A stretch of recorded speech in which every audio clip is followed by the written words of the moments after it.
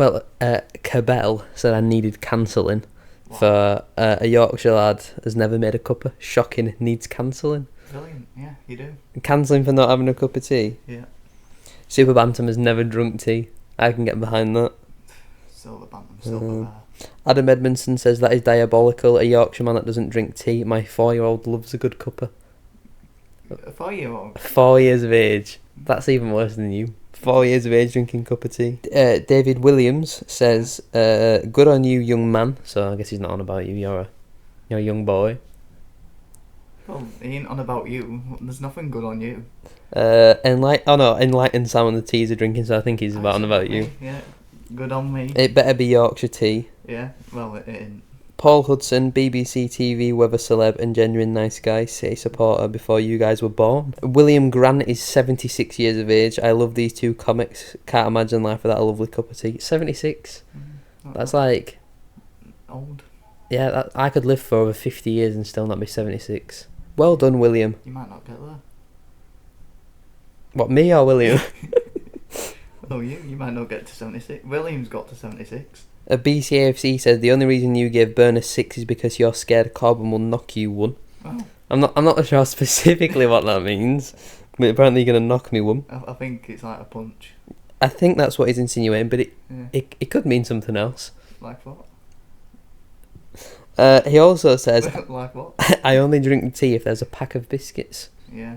Man has no name asks what we've been smoking. As in like on drugs. I'm personally not a smoker. Neither am I. James Pilkington is 42. He's 42. He didn't drink tea though. Ah.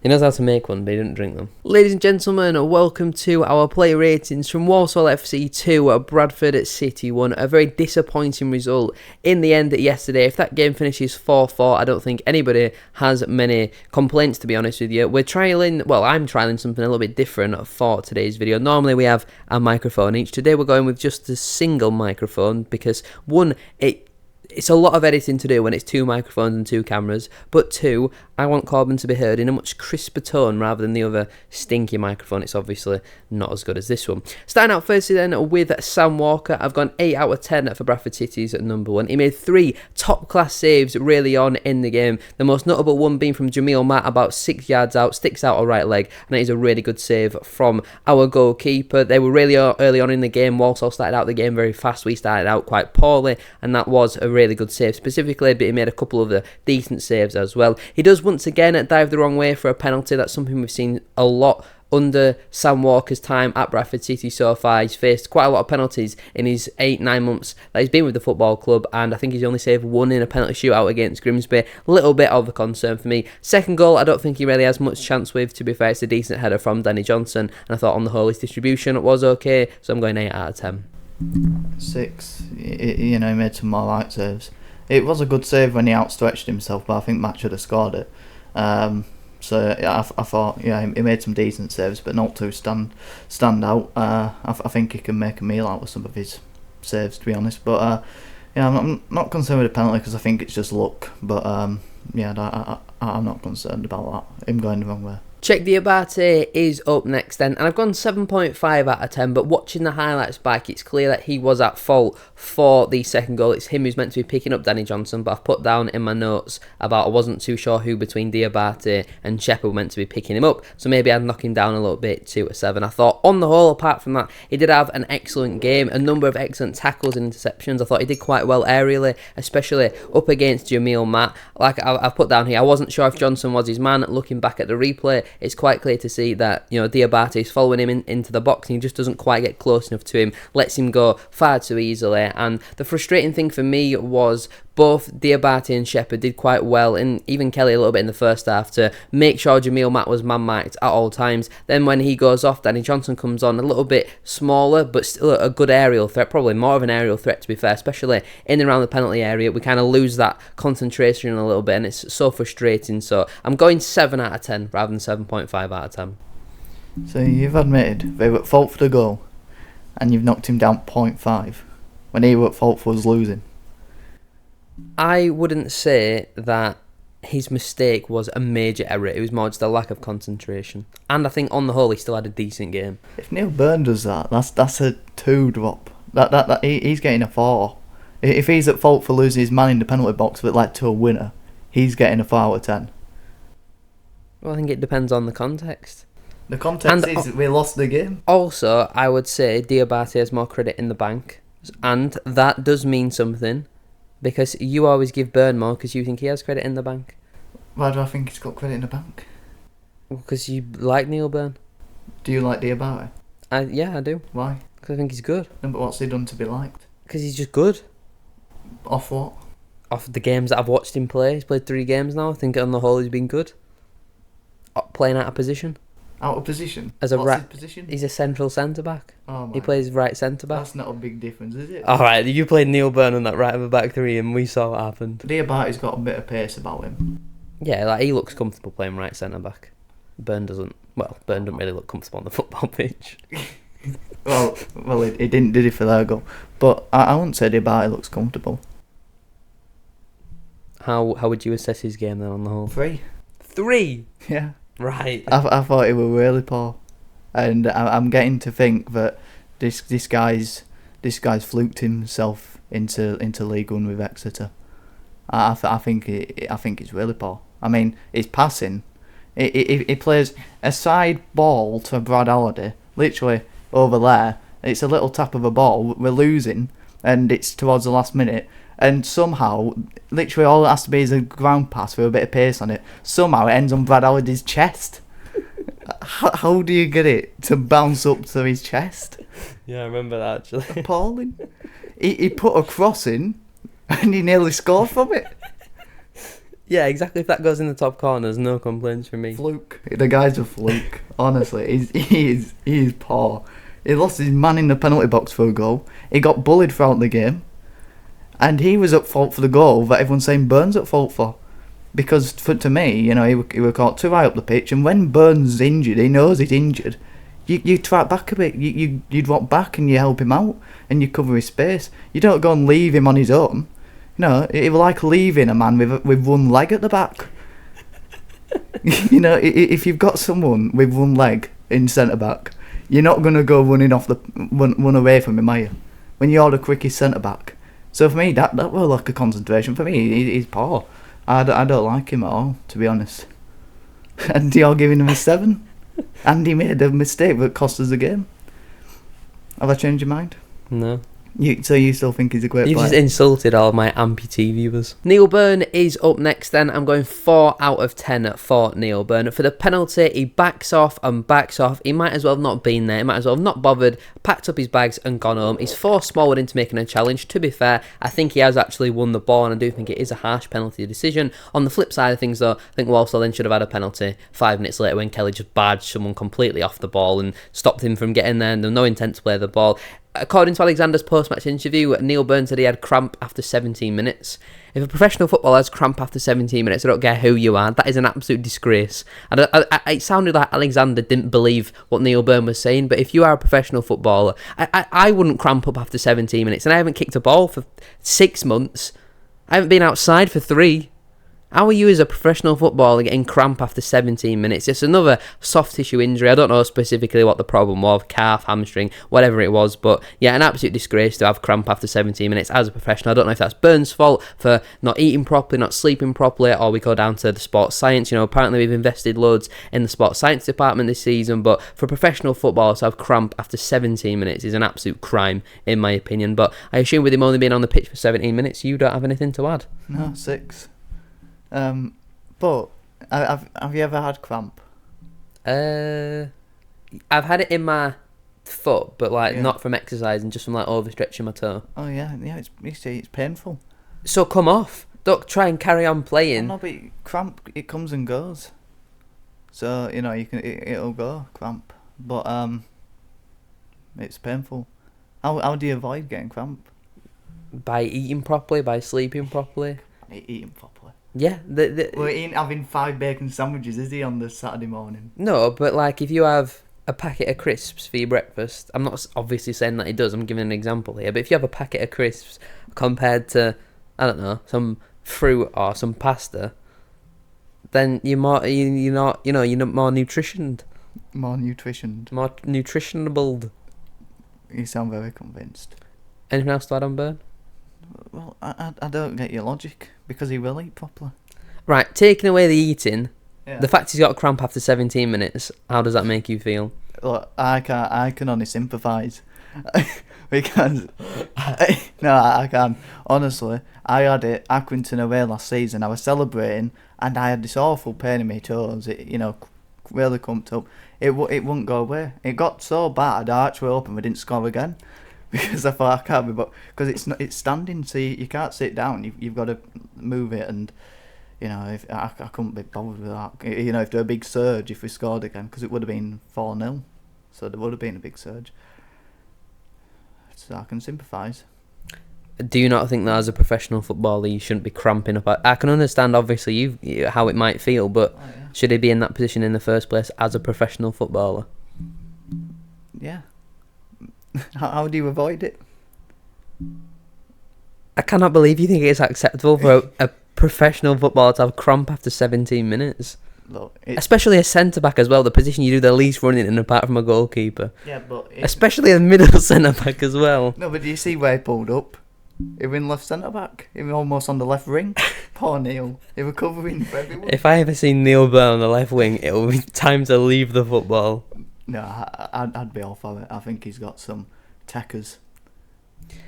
Do we have an injury crisis? We've got 4 centre-backs injured at the moment. Yeah, we have. Is that a problem? Playing centre-back Colin Doyle. Honestly, if it gets any worse, I'm starting to think, that there's someone going around with a stick and whacking them all. Like, it's not good, is it? It's the blue kit, isn't it? We've played 2 games in it. We've lost 2 games. We've picked up 3 injuries. Well, this is what happens when you try copying Carlisle and Dress like Carlisle.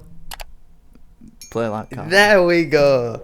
Look at that synchronisation. Right, anything else to add on Neil? Get better. I'm sure he's watching. Ciaran Kelly is up next, and I've gone 5 out of 10. I thought he was a bit clumsy, a bit reckless at times. A few stray passes. I thought he did well to get through to half-time with the injury. Obviously, I don't know specifically when it picks it up, but it sounds not too serious, more just like a impact sort of one that should be fine in a few days. I don't think he'll play on Tuesday, but he should hopefully be back for next week against Wimbledon, all being well. But with our injury crisis at the moment, it obviously wasn't ideal. It meant we had to go to a back 4. Alex Pattison came on at half time, but on the whole I thought Kelly did okay, but like I said, there were a few times I thought he was being a bit clumsy. He nearly gave a penalty away quite early on. It was that Jamil Matt chance which I've already spoke about, where Kelly looked like he was going to clean him out. He just about manages to pull out, but if that's like a Josh Gordon, for example, a small striker, I think they would go over there, because obviously a small striker is going to need less contact to go down than a Jamil Matt. But I've just gone with a 5 out of 10. I don't think he was too amazing. I need a toilet break.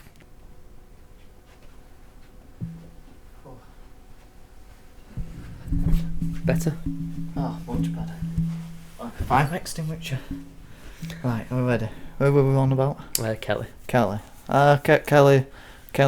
Why you got water all over your face? Well, I just went like that. I said it was like a fire extinguisher. Jesus. Kelly, what did he do? You tell me. Yeah, he were injured, wasn't he? Yeah, so yeah, and he nearly gave a penalty away for Jamil Matt. Got caught. Oh no, yeah, Kelly was like free for Kelly. I mean, to be fair, he played for his injury, but yeah, he got done a few times. And to be fair, I'll give Neil Byrne a 6. I'll give Kelly a 4. He wasn't the worst centre back in the 3, but he was bloody shocking. Richie Smallwood is up next, and I'll give you a minute to recompose yourself. I've gone 4.5 out of 10 for Richie Smallwood. I thought it was a bad day at the office. I do think it is a harsh penalty decision. I do think he just about gets a toe on the ball, and yeah, really frustrating. But I thought he gave away possession quite a lot, especially in that first half. He didn't really control their midfield. I felt going into the game, Walsall do have quite a decent midfield. I'd say out of the three positions on the pitch, I would say their midfield is probably their strongest point. I think he looked tired at times in the game as well, so a little bit of a concern. He's been very good on the whole so far this season, but Grimsby away and now this one away at Walsall, it was a bad day, and it seems like when Smallwood plays bad, we don't necessarily win at the football match, which is a little bit of a concern for me. It wasn't just him specifically who played poorly, but whenever he plays bad, we don't normally play as well, so I'm going 4.5 out of 10. Remind me, against Carlisle, did we go 1-0 down? No. No, 1-1. Yeah. Well, that were low point, and Walker made his blunder, and he pulled him up together and pulled the team together, and he was unbelievable in that game at just rallying the troops. In this game, he was very much the downfall of the troops getting demolished. But he played his part in that, unfortunately, and he'll be back, because he had a great start to the season and he had a great finish to last season. And I hope, and I'm sure it will only be a blip, he gave the ball away countless times straight to a Walsall player, nowhere near our players, and a bit of composure were lacking from Smallwood in today's game, yesterday's game, and leadership as well, which some haven't said much. So I'll probably give him a 4 for the lack of leadership. Fair enough. Brad Halliday is up next then. I've gone 6 out of 10 for Brad Halliday. I think he was okay defensively. I don't think he really got caught out too much, to be fair. But again, going forward, offered very little. I feel like I'm repeating myself a lot when I'm talking about Brad Halliday, especially this season so far. He's had 1 or 2 decent games, but he's yet to have a very good game like what we saw from him consistently last season. And I just think he's been a bit average so far. And again, it's reflected with another 6 out of 10. I just think maybe Byrne he probably will start on Tuesday. I think he should start on Tuesday. Maybe then he starts against Wimbledon, because we're just not seeing enough going forward from Brad Halliday. He's okay defensively, but when you need a bit more of an attacking output, Alexander says he sees them positions as midfield positions. We need to see midfield goal contributions and attacking output, and we're not seeing that at the moment from Brad Halliday, so I'm going with an average 6. Go 7. I thought he was much better defensively, a lot stronger in the tackle, a lot more disciplined in his pressing, because I thought he got it completely when we were against Carlisle. But I do agree, going forward, there needs to be more output from Brad Halliday.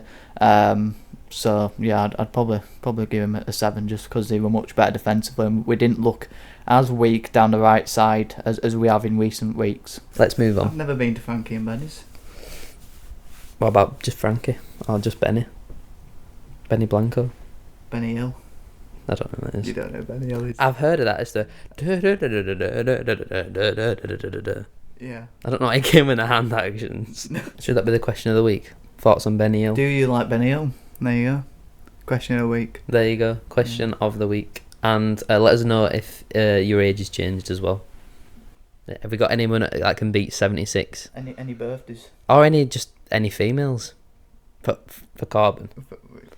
Any 76-year-old females for Korban? Let him know. Hit him up on WhatsApp. Yeah.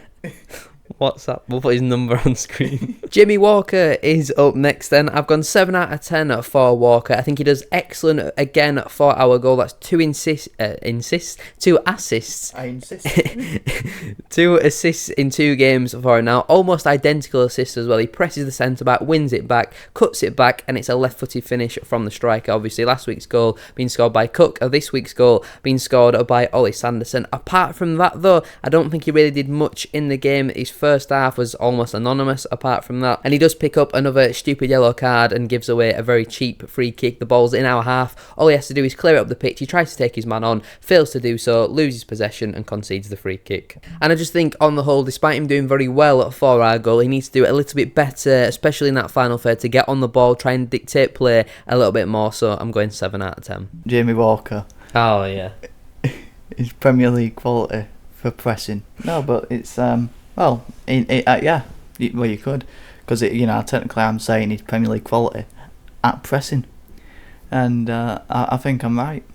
And like I was saying on the stream yesterday, I think League One I could understand. Championship I would disagree. Premier League I absolutely 1,000,000% disagree. The standard between League Two and the Premier League is like not even remotely comparable. So like if Jamie Walker and Kevin De Bruyne were on the ball, De Bruyne would run rings around him, Odegaard would run rings around him. I know I'm giving you the best examples here, but even someone at like I don't know, Ben Brereton Diaz. He would run rings around Jamie Walker. I'm not saying his ability is Premier League quality, far from it, but pressing, I don't think he'd look out of place. So in who's the team that presses a lot? Bournemouth. The Bournemouth press a lot? Oh yeah, they were honestly, Bournemouth are my Premier League team after last night. They were brilliant. I hate Anthony Taylor.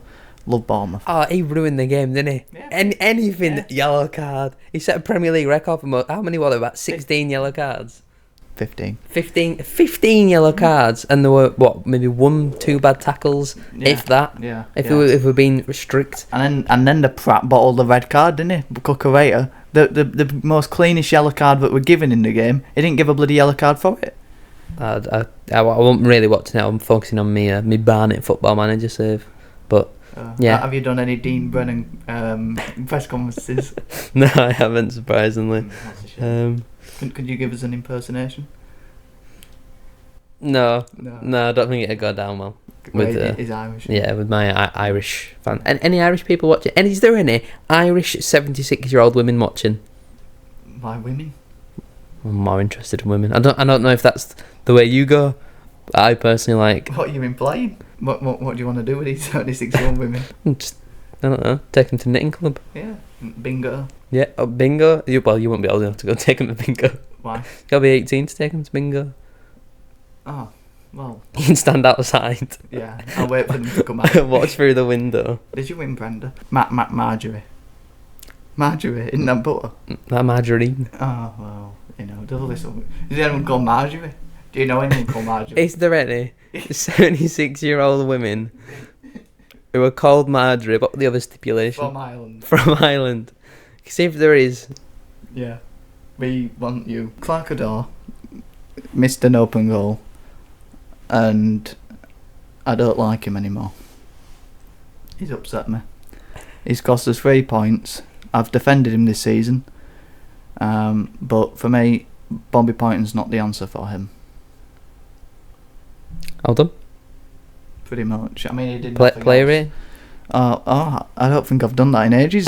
I didn't give Walker one. He gets a 7. Did I even talk about Walker? Yeah, we did the pressing thing, didn't we? Premier League quality.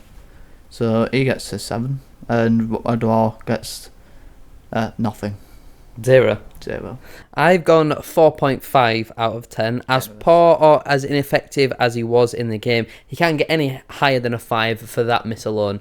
Absolutely shocking. He simply has to score. Korban would score, I would score. The 76-year-old Irish woman called Margarine would have scored as well. It's crazy, absolutely crazy that he's managed to miss that. A shocking finish for a professional footballer. Absolute horror miss. And there's nothing really else to talk about in terms of a Dawes game, because when you've got a chance that simple, it would completely change the game. We'd definitely be able to see it out if we went 2-1 up, and I don't think we...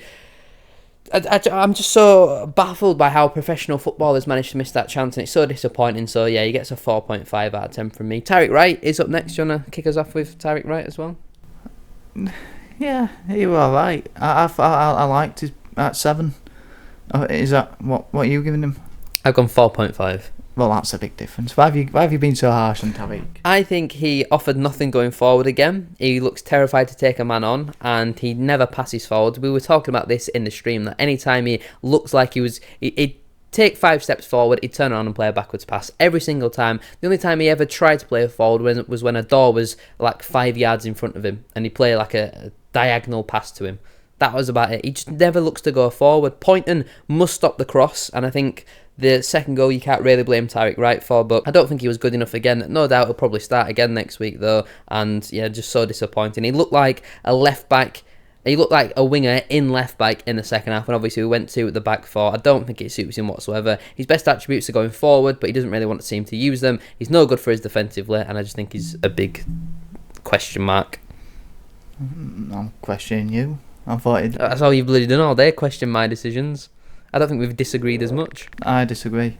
I think he were good defensively as well. You know what? He were my man of the match. Why have your eyes gone big? Because we had Sam Walker make some top class saves. No. Diabate was solid. No, he was not solid. Walker and Sanderson played a very big part in the goal. Sanderson scored a top and did bugger all else. Andy Cook, he gets a 5 for me out of 10. Does he? Obviously. I'm not disagreeing. It wouldn't be out of 11, would it? No. Normally, Walsall is a game or an opponent that, you see the best from Andy Cook, and he'd be guaranteed a goal in this fixture normally. But I thought number 24 for Walsall matched him out of the game very well. I've put 1 F all in the air, which tells you everything you need to know. The link-up play on the floor wasn't really there. He was feeding off scraps, but I think he needs to put himself about more. When our strikers were doing that, though, the referee was blowing for a free kick every time. So again, a bit more frustration with the referee, who was absolutely useless. I mean, that was one of the worst performances I think I've ever seen from a referee. He was terrible for both sides, constantly getting decisions just completely wrong, giving free kicks the wrong way. And so frustrating, so disappointing. But I'm going 5 out of 10 for Cook because we need to speed things up. I want to purposely slow things down now. Go on, slow it down. Time waste. Forest Green. Yeah, no, Anthony Taylor was terrible. But he wasn't worse.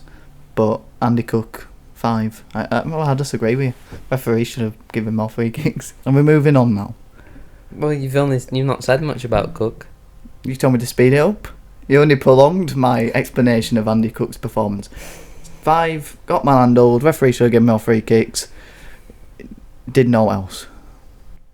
Ollie Sanderson was the final player in the starting 11. I've gone at 7 out of 10 for Sanderson. I think he was quite similar to Jamie Walker in the fact he did very well for our goal. The keeper should definitely save it, but it's still a pretty solid finish into the back of the net, puts it low so it gives the keeper a little bit of trouble with trying to actually make the save. I think he's scored a lot of different types of goals so far. You think the EFL Trophy goal outside the box, you think the Grimsby goal, tap-in, poacher's finish. This one against Walsall is kind of a counter-attacking goal. You got the other goal in the EFL Trophy which was disallowed, a brilliant header, so that is good to see. Certainly positive signs there for Ollie Sanderson. Apart from the goal again though, didn't really do much in the match, and in the second half did absolutely nothing. He should have been subbed off 15 minutes earlier, but again it comes down to a lack of option. For then Oliver is useless. Tyler Smith is not really much better than that, but I think I would have rather seen Smith come on than Oliver. Overall for Sanderson, I'm going 7 out of 10. I agree with every word. Right, substitutions. Jack Shepherd. When did he come on? 20 minutes. Oh, he came on for Neil Byrne, didn't he? He was useless. 6.5 out of 10. I think he was okay on the whole. He got up to speed with the game much quicker in this one than what he did against Grimsby. Again, as a centre-back, he's having to be relied upon quite early on. Similar to Diabate. Yeah, he was. Terrible. Honking. No, I meant, because in my notes, because I didn't know who we were meant to be marking, but now I know Shepherd wasn't marking Johnson, I might mark him up actually. I might give him a 7 as well. Yeah, I've put down great movement from Danny Johnson, locked down Matt all game, but we've left Danny Johnson in the box and that was sloppy. I think Shepherd playing in the middle of the back 3 and then moving obviously to the left centre back in the back 4. Thought he looked quite solid in there for 2 loanees who've probably not played much together so far this season. They look pretty comfortable on the whole. I think they're organised very well at the back for 2 quite young centre halves as well. They're 22, 23, something like that. On the whole, I was impressed with Shepherd, so I'm going 7 out of 10. 1. Absolutely terrible. I honestly don't know how he's playing at this level. I don't know why Barnsley have sent him to League 2, to a team wanting to get into League 1. He's National League standard at best. Send him back to bloody Eccles or wherever he came from. Pontefract. Terrible. Honestly, he's just poor. I mean, he mistimes everything. He mistimes everything. Whether it's in the air, whether it's on the ground, whether it's a clearance, a header, a pass, mistimes it. He kicks thin air all the time. How can you say he had a solid game when he's just kicking around thin air? The only negative thing I can think of with Shepherd is when in the first half a ball got played in behind and he got caught out of position slightly, but it actually did look offside. That's the only thing that I can really remember. Well, there was that as well. I mean, caught him behind, he gives him a little tap. Gives her a tap on the shoulder. Well, what about? Tackle him. He just tapped him and then jogged behind him. He's slow as well. He's so slow. He's literally he's running in quicksand. It looks like he's gonna fade away when he's running behind someone. So if you think Jack Shepherd is slow, yeah, he's slower than Neil Taylor. Neil Taylor. So you know he's as bad as Ash Taylor. No. I was thinking about the left back who played for Swansea in Wales. Oh yeah, that was exactly what I was thinking of as well. Yeah, that's who I was thinking of. No, he's not slower than Ash Taylor. Shepherd might be, but Neil Byrne is not. He's got one. You could say he's got one leg earlier. Alex Pattison gets a 7.5 out of 10 for me. I was really impressed with Pattison. He was involved in a lot of the attacks in the second half. I thought he showed great tenacity again, as he always does. He never shirks a tackle in there to say he is 5'3" with an attitude. That is one of my favourite videos to ever exist. I think I would definitely start him next week against Wimbledon, and I thought he was good, so I'm giving him 7.5 out of 10. No doubt you think he was useless and should be shot. No one should ever be shot. Yeah, what a moron. Yeah, so we were arranging to go to Morecambe away. I get a message from Korban saying, you going to Morecambe? I was like, yeah. He was like, will we be able to be together? So I was like, what do you mean? I thought he meant coach potentially. He was like, in the ground. I was like, well, we're in standing. He was like, is it unreserved? Can you stand where you want? Yeah, as if he's like, you got to stand in a specific spot. Yeah, but I thought... There's like squares on the floor. You stand in that one. That's immediately what I thought of. But then when you screenshot it and sent it to a group chat, that's when it dawned on me that no, you just stand where you want. I was like, normally I think that's on a wind up, but you don't really do wind ups. You're not. No. You're not really that guy. So I was like, this is a big concern. Yeah, no, I'm concerned. I was concerned. I thought you were going to do lally. Yeah, well, I've gone do lally. There was never a stage where it went. Not lally do da. What are you on about? Alex Pattison. Yeah, he was alright. He was good. What did you give him? 7.5 out of 10. Oh, 3.5. It's 6. Little to no impact. Tyreik Wright did not have a better game than Alex Pattison. Yes, he did. Neil Byrne did not have the same impact on the game as Alex Pattison. But I don't do 0.5s, and I don't think we're good enough for a 7. Right, well, if you say 6, I'll let the comments slaughter you. Because they always agree with me. I'm yet to see a comment agree with you. About anything, really. Maybe it's time to leave the player ratings before the player ratings leaves you. Yeah. No. The T, everyone agrees with me. But that's nothing to do with their football knowledge. It's not bloody...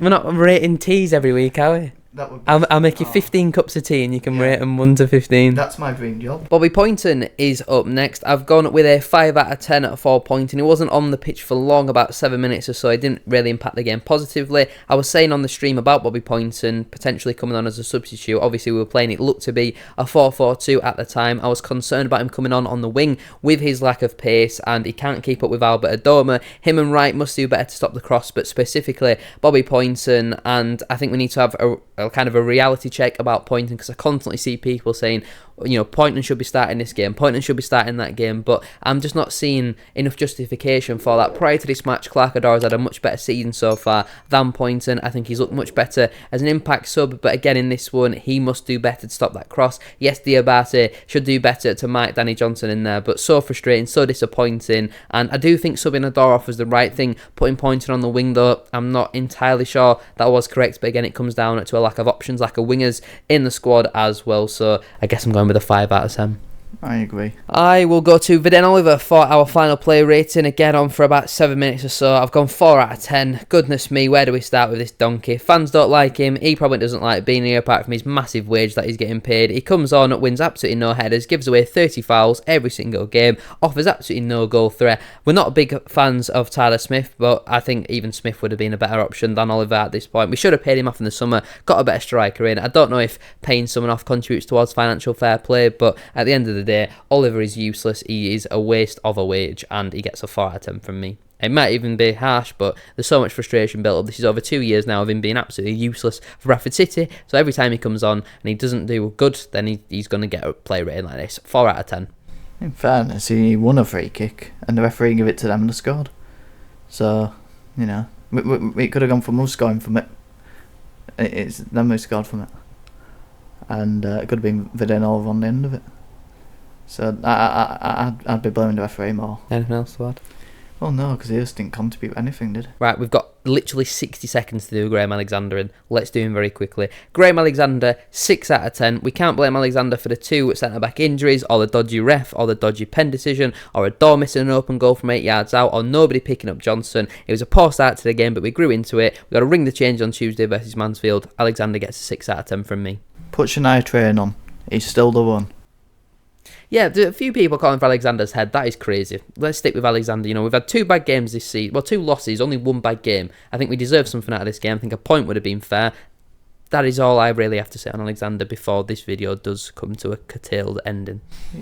Yeah, he's not his fault, will it? On another day we win that, we're in the top 3. We're still in around it. We're in a good area. We're in a good position. We didn't play well. We've got a lot of things to try out. A lot of mistakes to learn from. We need to be better away from home. But our home form's good enough so we can pick up with another home win against Wimbledon on Saturday. And us two, we're quite negative. Fans would probably say, it gets thrown in my comments especially that we're quite negative. And I think even if we're sticking with Alexander this early on, then you definitely should too. Thank you for watching. I'll let Korban do the outro again because it seemed to work last week. Subscribe, please. We're desperate. We're close to begging, aren't we? Outside Iceland and wherever your local shop is. I mean, there ain't an Iceland near here, but there is there's other retail shops available. Yeah, not specific. We'll go on to this one. We didn't specifically mean Iceland. Thank you very much for watching. We hope you have a fantastic weekend. Enjoy whatever you're doing. Enjoy yourself. It's later than you think. Subscribe if you're new, and if you're old, and let us know your age. Let us know if there's any Marjories. Let me know if you're from Ireland or from wherever we else want to know. Let us know everything you want to tell us in the comments down below. Just drop a comment. Yeah. Bye. Morning.